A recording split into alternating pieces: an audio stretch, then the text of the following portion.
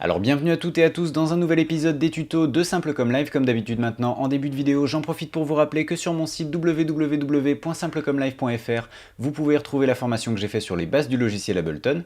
J'ai mis en place un essai gratuit pour que vous puissiez vous faire une idée avant de passer à un éventuel achat. Quant à nous cette semaine, on va parler des plugins et des VST à l'intérieur d'Ableton et les problèmes qu'on peut rencontrer lors de l'installation de ces derniers, et je vous en parle juste après le générique.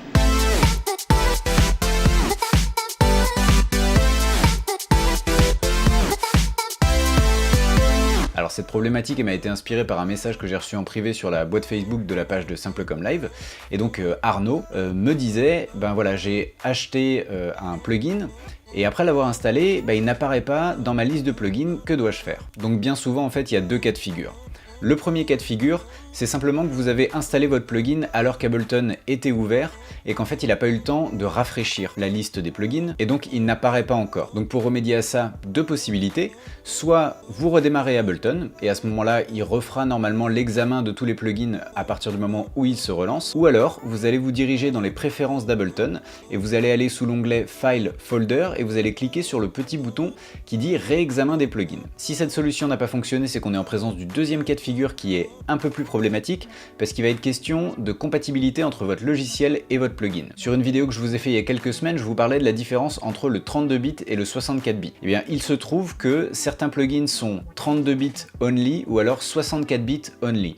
Ce qui fait qu'on est obligé, si on a un plugin 64 bits, d'avoir un logiciel en 64 bits, sinon ce ne sera pas compatible. Et inversement pour le 32 bits only. Donc le problème qui se pose bien souvent, c'est que soit le plugin est trop récent ou a été mis à jour, et donc du coup la version 32 bits n'existe plus, et il faut absolument que votre logiciel soit en version 64 bits pour le faire fonctionner. Et à ce moment-là pour Ableton, si par exemple, comme Arnaud, vous étiez sous Live 8, il va falloir upgrader, donc il va falloir passer à la version supérieure, et là va falloir repasser à la caisse et en général ça pique. Tout ça pour avoir la version soit Live 9 soit Live 10 qui va être compatible avec du 64 bits. Si en revanche votre logiciel est à jour, vous êtes en version 64 bits, vous êtes au top du top, mais que c'est le plugin que vous voulez utiliser qui n'a pas été mis à jour depuis un bon moment et qui va rester en 32 bits only, et bien à ce moment-là on aura le même problème de compatibilité inverse, et pour remédier à ça il existe des petits logiciels qui font le pont entre le 32 et le 64 bits.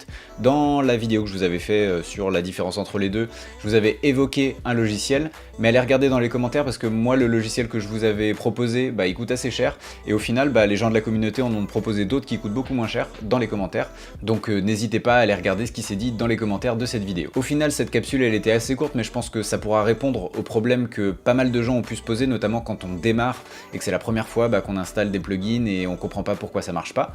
Donc j'espère que ça aura pu vous aider comme d'habitude, donc j'espère qu'elle vous aura plu, j'espère qu'elle vous aura été utile cette vidéo.